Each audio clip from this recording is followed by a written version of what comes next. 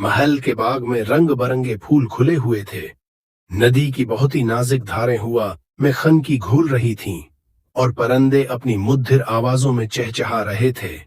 शहजादी आयरा सफेद लिबास में मलबूस सब्ज घास पर बैठी गुलाब के फूलों को देख रही थी, लेकिन उसकी आंखें किसी और के ख्यालों में खोई हुई थीं।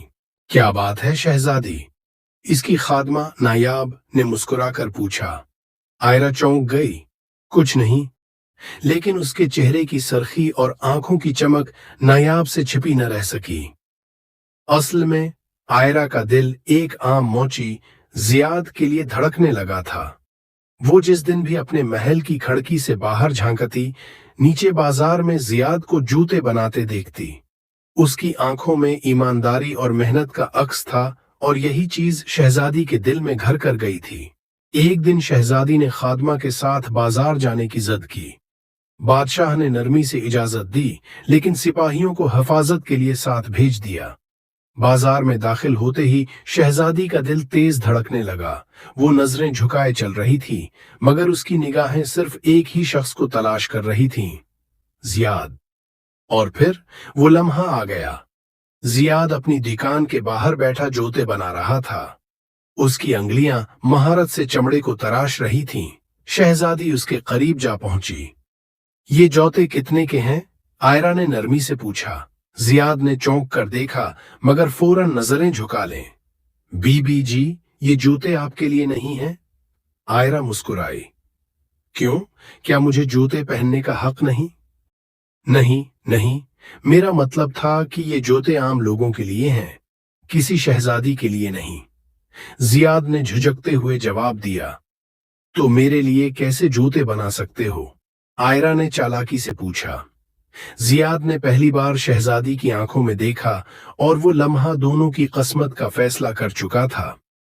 इस दिन के बाद आयरा बार बार किसी न किसी बहाने बाजार आने लगी। वो हमेशा जियाद की दुकान के करीब रखती, इससे बात करती और आहिस्ता आहिस्ता उनके दरमियान मोहब्बत के जज्बात परवान चढ़ने लगे। लेकिन मोहब्बत के रास्ते में हमेशा आजमाइशें आती हैं, और यहाँ भी एक बहुत बड़ी रुकावट खड़ी होने वाली थी। शहजादा फहद। शहजादा फहद खां हमसाया रियासत का वली अहद था। वो मगरूर, जद्दी और हद से ज्यादा ताकतवर था। जब उसने शहजादी आयरा की खूबसूरती के किस्से सुने तो फौरन बादशाह मुसाब खां के दरबार में आया और शहजादी का रिश्ता मांग लिया। बादशाह ने फौरन रजामंदी जाहिर कर दी, लेकिन आयरा का दिल तो किसी और के पास था। मैं ये शादी नहीं करूंगी, आयरा ने हिम्मत से कह दिया। मलका सलेना बेगम ने गुस्से से कहा, यह बादशाह का फैसला है और तुम्हें मानना होगा। आयरा को महल में नजरबंद कर दिया गया, लेकिन मोहब्बत कैद में नहीं रख सकती। जियाद को जब उसके बारे में खबर मिली तो उसने अपनी मोहब्बत को बचाने का फैसला कर लिया। शहजादा फहद को शक था कि शहजादी का दिल किसी और के लिए धड़कता है। उसने जियाद के बारे में पता लगाया और उसे रास्ते से हटाने के लिए एक खतरनाक चाल चली। जियाद पर झूठा इल्जाम लगाकर उसे कैद में डाल दिया गया और बादशाह के हुक्म पर उसे फांसी देने का फैसला कर लिया गया। जब आयरा को जियाद की कैद का इल्म हुआ तो उसने सब कुछ छोड़ने का फैसला कर लिया। वो महल से निकलकर सीधा कैद खाने पहुंची। मैं जियाद के बगैर नहीं जी सकती, आयरा ने बादशाह से कहा। शहजादा फहद हंसा। अगर जियाद को बचाना है तो मुझसे शादी कर लो। ये आयरा के लिए सबसे बड़ी आजमाइश थी, लेकिन किस्मत को कुछ और ही मंजूर था। एक बूढ़ा शख्स अचानक दरबार में दाखिल हुआ और बोला, जियाद कोई आम मौची नहीं, बल्कि बादशाह का असल वारिस है। सब हैरान रह गए। हकीकत ये थी कि जियाद बचपन में दुश्मनों के हमले के दौरान महल से चुरा लिया गया था और उसे एक मूची ने पाला था। ये सुनते ही बादशाह ने जियाद को गले लगा लिया। शहजादा फहद की चालाकियां बेनकाब हो गईं और उसे जलावतन कर दिया गया।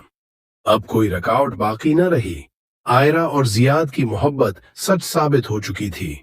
मैंने हमेशा तुम्हें चाहा था और अब हम हमेशा साथ रहेंगे, आयरा ने कहा। बादशाह ने उनकी शादी का ऐलान कर दिया और एक शानदार जश्न मनाया गया। यूं शहजादी आयरा और जियाद की मोहब्बत हर आजमाइश से गुजर कर कामयाब हो गई और दोनों ने हमेशा के लिए खुशियों भरी जिंदगी गुजारना शुरू कर दी।